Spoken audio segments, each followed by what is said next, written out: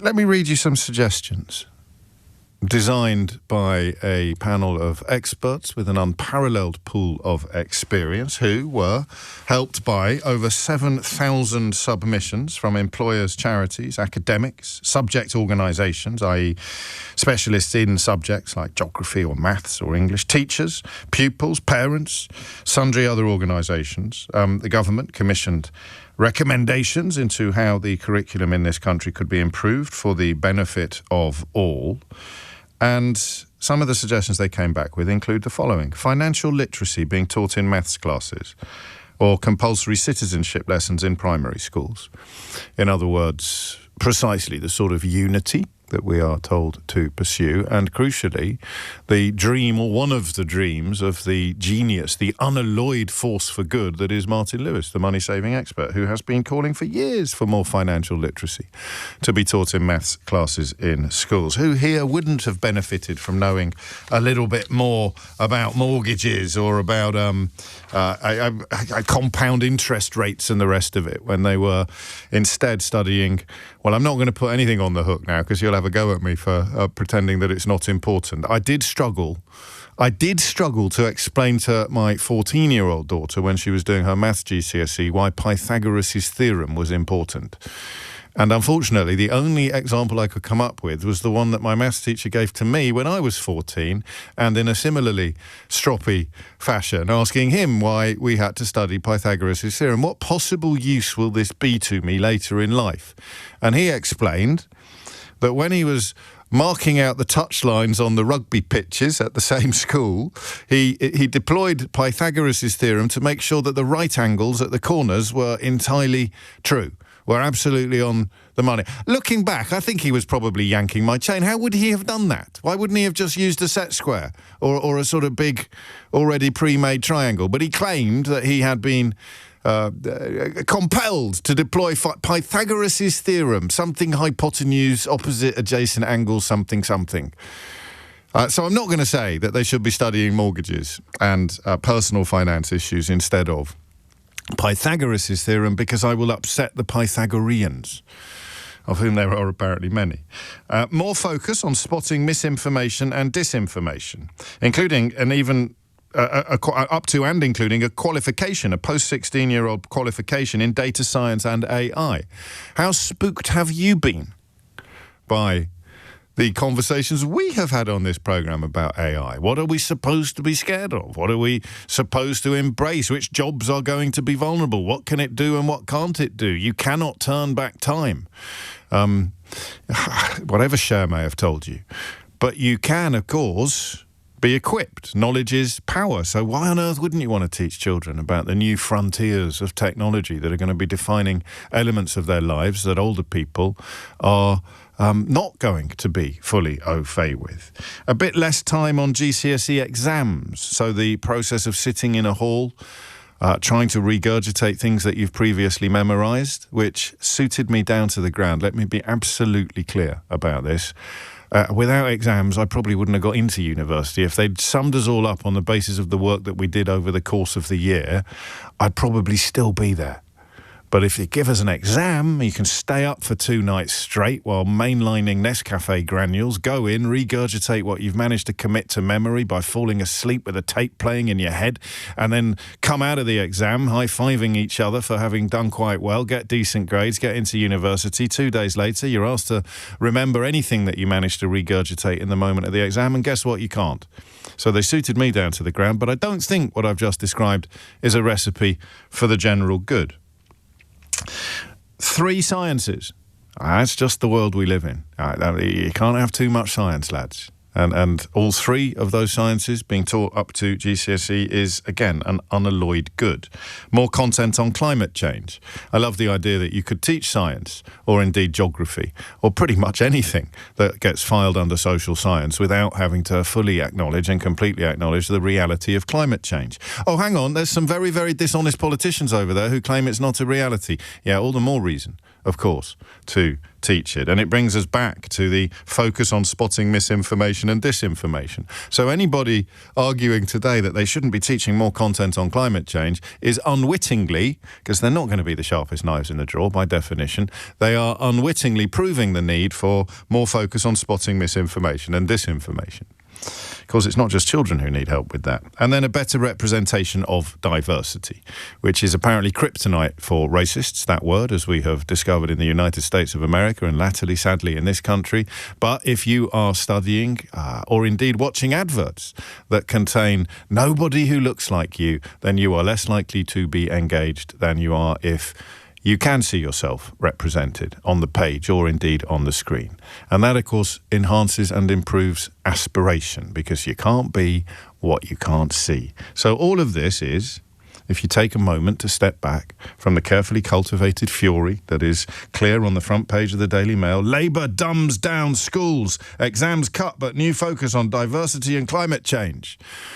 Just for the record, why would an outlet adjudged to be unreliable by Wikipedia, a paragon of objectivity and clarity? You can hear my interview with the founder of Wikipedia, Jimmy Wales, currently available on the LBC app, this week's episode of Full Disclosure. Why would any media outlet, why would any organisation or individual that describes themselves as journalists have a problem with plans to teach potential readers to spot misinformation and disinformation?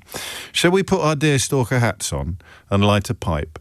Why would anything that claims to be journalism have a problem or be angry about plans to focus on spotting misinformation and disinformation? Can we get the editor of the Daily Mail on the line? I'd love to know why they've got a problem with plans to why would that?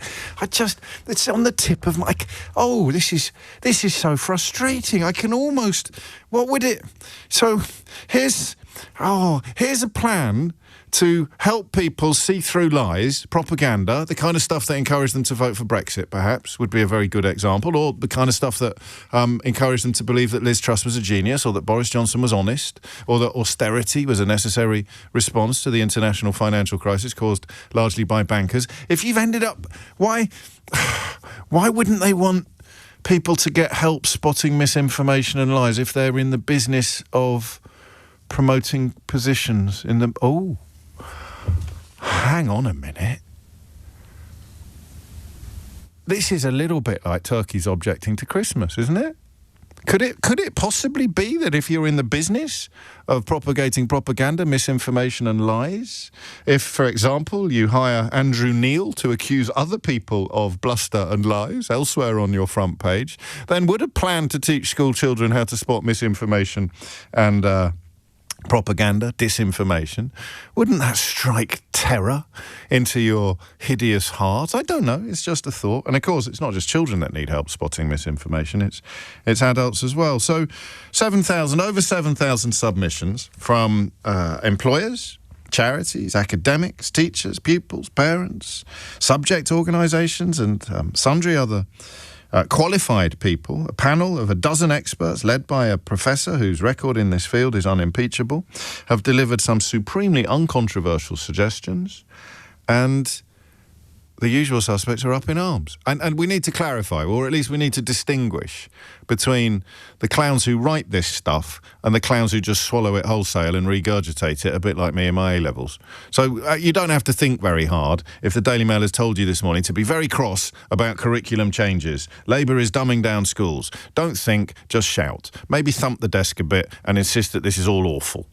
Don't bother explaining why or trying to work out why, or indeed telling anybody why it would be a bad thing to focus on spotting misinformation and disinformation in a world where we are in danger of drowning in it. And we're supposed to be the grown-ups. Financial literacy. Down with that sort of thing. Science. Down with science. And a careful focus on other skills that are not immediately commoditised. Studying things that you can't transfer immediately into a job but will make you a much more rounded human being. I love this stuff. I also really like the story from the former head of John Lewis about how you help people back into the workplace, because if you read what he's written, you listen to what he says, he's kind of talking about helping people back into work. He's not just banging the usual right-wing drums about skivers and shirkers and liars and fakers. It's a an approach to the subject we've taken many times on this programme. What would actually help? Shouting liar at somebody is unlikely to help, but asking how they can be helped could perhaps begin to make some serious changes to the status quo. So I was going to ask you, in fact I probably will, I want to do this in two ways. And the second way in which I want to do it is inspired not actually by the report that Bridget Phillipson has commissioned and now pledged to largely enact. It was inspired by a call to this programme on Monday that many of you have subsequently responded to in an extraordinary fashion. I just want to remind you of this. I think when Nigel Farage started, all this campaigning and turning up locally, because we live in Ramsgate, so that's quite close to, Dover and all that. And he's like, have you seen this? Have you seen this? Oh, this is it. They're all here. Oh, I went up to the shops the other day, couldn't see a white face. And they're all hanging about on street corners. Who are? Who are? And it's just... I'd say we had the biggest row all weekend. He thinks I'm just pathetic and I'm woke and I'm this, that and the other, and I won't be happy till we're taken over. Does he? Where does he get his... Is he online a lot? Yeah, oh God, all the time. Oh. He sends me skip it. I've sent you a little video. Have you? That'd be nice. And I open it up and it's do you know what I mean? It's that kind of thing. But it's so... honestly, it's endemic here. And that's what happens, of course, when you haven't been taught how to spot misinformation and disinformation. You believe that London is somehow more dangerous than New York City or Chicago or indeed any American city. Kate, they're talking about her husband, who grinned with glee at the thought that the terrible crimes allegedly committed on, I have to say that for legal reasons, at least I think I do, and I always err on the side of caution because it keeps everybody calm. He greeted the news of the terrible crimes reported at the weekend with glee because he thought it would add to his anti-Muslim or anti-immigrant animus. And that's what happens when you haven't been taught how to spot misinformation or disinformation, or when you haven't been taught how to spot propaganda, whether it's coming out of your computer screen or out of the mouths of a so-called politician, or indeed out of the mouth of a so-called politician on your computer screen. So how do you do that? This is a genuine question. And I do it here, but I can only do it with the misinformation. So I can show you some nonsense and then I can tell you the truth. I don't know whether it matters. You very kindly suggest to me when I meet you in the street that it does, but I don't know. It doesn't seem to be making much difference, does it, to the general conversation, really? But the simple point of propaganda and lies and how to challenge them seems to be one that we are supremely ill-equipped to cope with in this country. A really simple example of that would be the polling on how important immigration is to you. And if you're asked how important it is in your community, in your life, in your reality, in the world outside your window, then it comes in at 7th or 8th on the list. 7th, I think. If you're asked how important it is to the country because of what you're seeing, reading, absorbing, not just, of course, online, but also from organs like the Daily Mail, it comes in 2nd. So mad, isn't it? The gulf between perception and reality. So, on the shallow end, what do you wish you'd been taught in school that you weren't? And we probably don't know, you and I, whether or not you would be taught it now because we haven't inhaled the curriculum lately and got it at our fingertips, but someone else will. It's a genuine question. Don't be silly on this one. I mean, if you want to be silly, send me a text. I always enjoy a smile. But I genuinely wonder what we would have done, because we weren't asked. 7,000 submissions from a variety of people who really know what they're talking about. Let's presume that we do too. Presume or pretend? Let's pretend that we know what we're talking about as well. What do you wish you had been taught in school? So as an adult, when you look back on your school days, what do you wish you had been taught? And would it be entirely irresponsible to wonder, let's also do, what do you think you shouldn't have been taught? What do you actually think was a complete waste of time?